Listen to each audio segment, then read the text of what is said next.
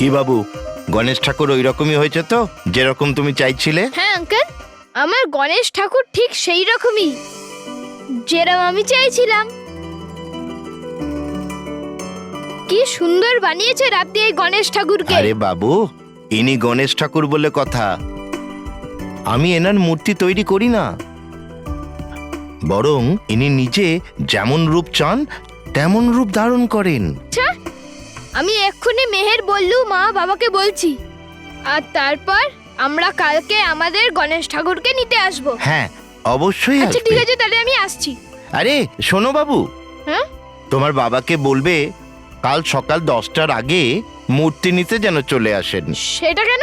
কারণ কাল আমার বাড়িতেও গণেশ ঠাকুরের স্থাপন হবে, আর আমি কাল সকাল 10টার পরে দোকান বন্ধ করে দেব। তারপর তুমি গণেশ ঠাকুরের মূর্তি পাবে না। আঙ্কেল, আমরা তো 9টার সময় চলে আসব। 1 বছর ধরে অপেক্ষা করছিলাম আপনাকে আমাদের বাড়িতে নিয়ে যাওয়ার জন্য। আপনি যখন আসেন, আপনার সাথে সাথে চারিদিক আনন্দে ভরে ওঠে। আর কাল যখন আমি আর আমার পরিবার আপনাকে নিতে আসবো না, আর কাল আপনাকে অনেক সেবা করব, সব আপনার সঙ্গে দেখা করতে আসবে, আপনার পুজো হবে। আর হ্যাঁ, সবচেয়ে দরকারি কথাটা তো আমি বলতে ভুলেই গেলাম। গণেশ ঠাকুর, কাল ঠাকুমা তোমার জন্য খুব সুস্বাদু মোদক বানাবে। তাহলে গণেশ ঠাকুর, আপনি তৈরি তো আমাদের বাড়িতে যাবার জন্য? গণপতি বাপ্পা মোরিয়া। আচ্ছা, তাহলে আমি আসছি। হ্যাঁ,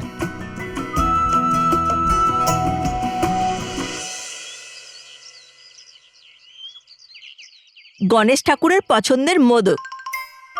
এবার যখন গণেশ ঠাকুর আসবেন, তখন সবার আগে উনিই ভোগ খাবেন। হ্যাঁ,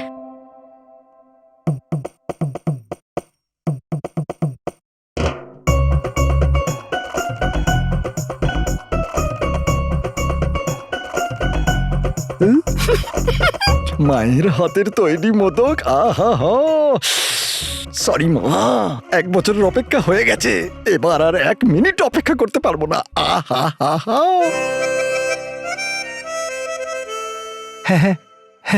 সরি রকি, সরি, আমি তোকে ভুলেই গেছি, তাই না? হ্যাঁ হ্যাঁ, দেখলে ভগবান, একটা মোদকের জন্য ভাই ভাইকে ভুলে যাচ্ছে। কি যুগ এলো! আমি এক্ষুনি মাকে ডাকছি। মা! লাকি, মা যদি জানতে পারে না, আমরা দুজনেই মোদক পাবো না। তাই চুপ কর, চুপ, একদম চুপ। হাই, আস্তে।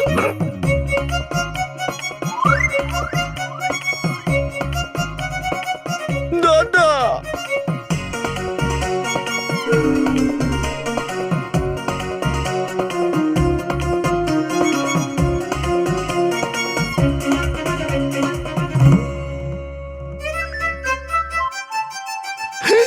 মামা, আমি চুরি করিনি, এই তো মানব চুরি করছিল। না না, আমি এটা চুরি করিনি, এটা বললো চুরি করেছে। বল এটা ধর। আরে এটা আমিও চুরি করিনি, এটা রকি কাকু চুরি করেছে। না না, এটা আমি চুরি করিনি, এটা তো দাদা চুরি করেছে। মা, মা, এটা আমি চুরি করিনি, আমাকে তো গণেশ ঠাকুর বলেছে। মহেশ, মোদক খা। আচ্ছা, এবার আমি তোকে বলছি, মহেশ বাইরে আয়। হ্যাঁ, হ্যাঁ। মহেশ! হ্যাঁ হ্যাঁ মা, বেরোচ্ছে। সবাই বাইরে এসো, চলো তাড়াতাড়ি, মোদক রাখো। কি চাই? মোদক। রাখো রাখো। এসব কি করছো তোমরা? মানো, বললো কি? থামে থামে থামে, আমরা না মোদকের সুরক্ষাটা যাচাই করছিলাম। হ্যাঁ হ্যাঁ, আসলে কি, এত ভালো আর সুস্বাদু মোদককে খোলা রাখাটা একদম সুরক্ষিত নয়, সেই জন্য। আচ্ছা, এই জন্য তুমি তোমার পেটের মধ্যে রেখে এর সুরক্ষা করছো? হ্যাঁ হ্যাঁ, হ্যাঁ, চুপ। আর মহেশ, এরা তো সব বাচ্চা, কিন্তু তোমার তো বোঝা উচিত। ঠাকুমা, বাবাও তো বাচ্চা। হ্যাঁ, তোমার কারেক্ট। মা, আমি তো তোমারই বাচ্চা। তোমাদের নিয়ে আমি কি করব? মোদক খেতে দাও। খেয়ে নাও। ইয়ে! আরে এক মিনিট, যখন গণেশ ঠাকুর আমাদের বাড়িতে আসবে তখন ওনাকে ভোগ দেব, তারপর খাও। কিন্তু মা, এই কথাটা আমি বিশ্বাস করি যে তোমার হাতের এত সুস্বাদু মোদক খাবার জন্যে গণেশ ঠাকুরও সারা বছর অপেক্ষা করে থাকে। হ্যাঁ, আচ্ছা ঠাম্মি, তুমি যেরকমটা বললে গণেশ ঠাকুর একাই সবকটা মোদক খেয়ে ফেলবে? হ্যাঁ বাবা, যদি আমরা ভক্তি ভরে গণেশ ঠাকুরকে ডাকি তাহলে নিশ্চয়ই উনি আসবেন আর সব মোদক খাবেন। তার মানে এইবারও আসবে? গণেশ ঠাকুর তো তখনই আসবে না যখন তোমরা ওনাকে আনতে যাবে। মানব মেহের বললু তোমরা বাবার সাথে যাও আর গণেশ ঠাকুরকে ঘরে নিয়ে এসো। আর মহেশ, তুমিও তাড়াতাড়ি তৈরি হয়ে নাও। হ্যাঁ। হ্যাঁ বাবা, তাড়াতাড়ি তৈরি হয়ে যাও। ওই যে মূর্তিওয়ালা আঙ্কেলটা আছে না, উনি বলেছিলেন 10টার মধ্যে পৌঁছে যেতে, না হলে উনি দোকান বন্ধ করে দেবে 10টার সময়। হ্যাঁ হ্যাঁ, আমি এক্ষুনি তৈরি হয়ে নিচ্ছি। এই যাব, এই আসবো, কিন্তু তার আগে গণপতি বাপ্পা মঙ্গল মূর্তি, গণপতি বাপ্পা মোরিয়া মঙ্গল মূর্তি, মোরিয়া গণপতি বাপ্পা মোরিয়া মঙ্গল মূর্তি, গণপতি বাপ্পা মোরিয়া। চলে গেছে ওরা। বস, তুমি না বাদাম খাও। কেন? কারণ বস, ওইটা খেলে যদি তোমার একটু বুদ্ধি চলে আসে। যখনই দেখি তখনই উল্টোপাল্টা কথা বলে। বস, এটা উল্টোপাল্টা কথা নয়। আজ গণেশ চতুর্থী আর তুমি গণেশ ঠাকুরের মূর্তি নিতে বেরিয়েছো। হ্যাঁ বস, তোমাকে মূর্তি আগে বুক করে নেওয়া উচিত ছিল। এখানে এরকম চলে না যে আজকেই তুমি ডিসাইড করলে আর আজকেই তুমি গণেশ ঠাকুরের মূর্তি পেয়ে যাবে। আমি কিচ্ছু জানি না। আমি যখন একবার ডিসাইড করে নিয়েছি যে আমি গণেশ ঠাকুরকে আমার বাড়িতে আনবো, তার মানে আনবো। কেউ ঠিক কথাই বলেছিল, মোষের সামনে বিন বাজানো বেকার। আমার কথার মানে যে এত কম সময়ের মধ্যে কোথা থেকে পাবো গণেশ ঠাকুরের মূর্তি? মোটু, সরি মন্টু বস, আমরা সব দোকানে দেখে নিয়েছি আর আমরা কোনো দোকানেই গণেশ ঠাকুরের মূর্তি পাচ্ছি না। সব মূর্তি আগে থেকে বুক। পাবো, আমার পছন্দের মূর্তিই পাবো, কারণ আমার ডিকশনারিতে ইম্পসিবল ওয়ার্ড নেই। আচ্ছা, কোথা থেকে কিনেছিলে এরম বাজে ডিকশনারি? আর কেনারই ছিল তো 10-15 টাকা যোগ করে ইম্পসিবল শব্দযুক্ত ডিকশনারি কিনতে পারতে।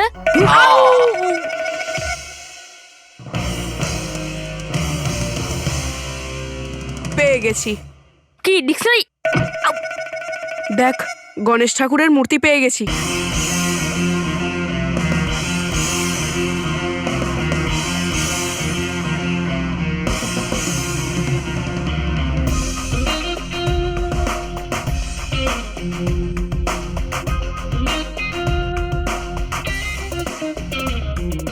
এই গণেশ ঠাকুরের মূর্তিটা আমি আমার বাড়ি নিয়ে যাব।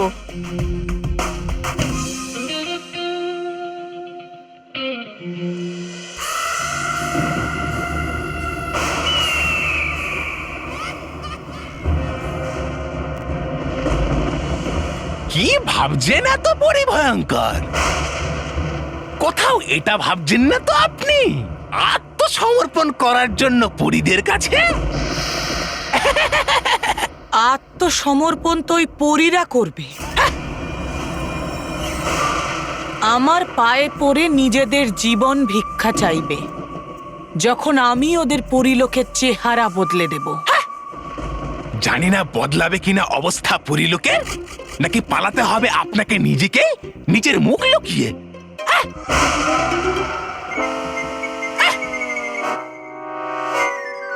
কি বললে? জয় হো পরিভয়ঙ্করের, জয় হো। হ্যাঁ, তবা তবা।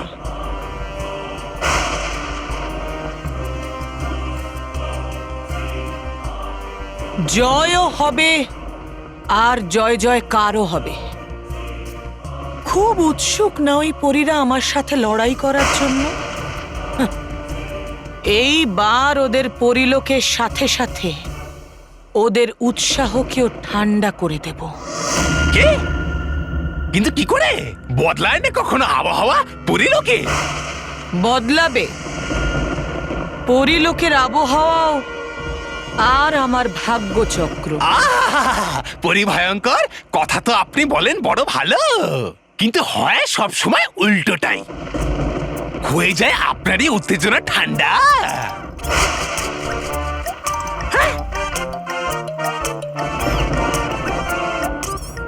তাহলে ঠিক আছে, তোমার উপরেই প্রয়োগ করে দেখি যে পরিলোক ঠান্ডা হবে নাকি আমার প্রহার। আমার উপর না না না পরিভয়ঙ্কর, না না পরিভয়ঙ্কর। খবরদার নড়ার চেষ্টা করলে তবা তবা ইঁদুর বানিয়ে দেবো এক্ষুনি। না না পরিভয়ঙ্কর, না পরিভয়ঙ্কর, না পরিভয়ঙ্কর।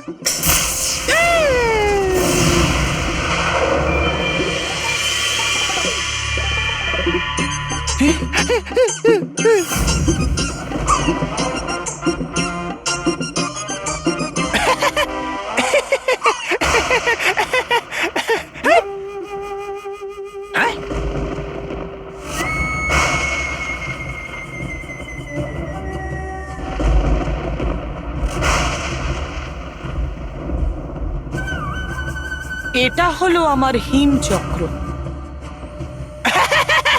এইটা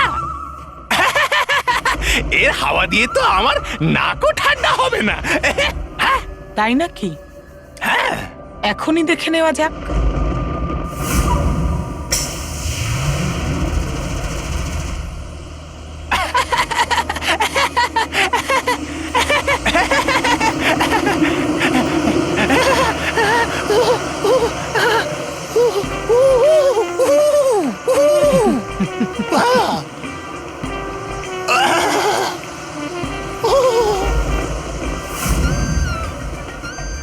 পরিভয়ঙ্কর, বাঁচিয়ে নিন আমায়, লাগছে ঠান্ডা। এবার বুঝতে পেরেছো আমার হিমচক্রের শক্তি কতটা? এখনো তো এটা ছোট আছে। একবার ভাবো তবা তবা, যখন আমি ওর বিশাল রূপকে চালাবো তখন পরিলোকের কি হবে। আরে আমি তো তৈরি হয়ে গেছি, কিন্তু সবাই কোথায়? তৈরি হলে কিনা? 10টা বাজতে যাচ্ছে, হাতে সময় বেশি নেই, ও দোকান বন্ধ করে দেবে। আর আজ ট্যাক্সি আর রিক্সা পাওয়ার খুব অসুবিধা। আরে চলো, কোথায় সবাই? হ্যাঁ, তাহলে হাত ওপরে করো। কে বাড়িতে থাকবে?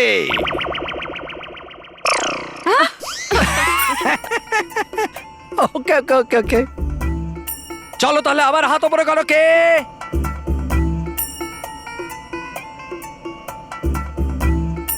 গণেশ ঠাকুরের মূর্তি আনতে যাবে?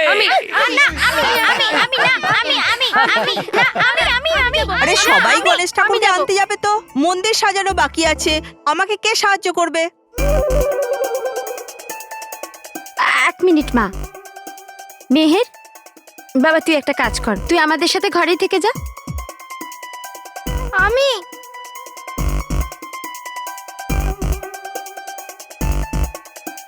ঠিক আছে, তোমরা সবাই যাও গণেশ ঠাকুরের মূর্তি আনতে, আর আমি বাড়িতে থাকি।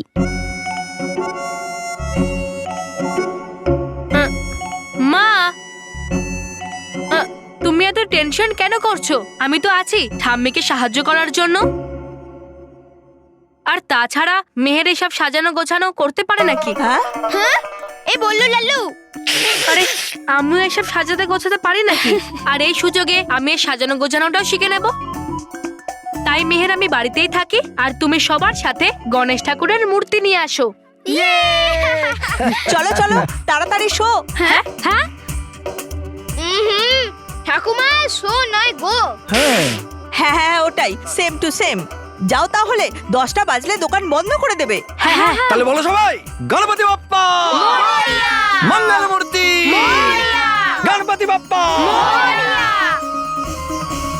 বললু,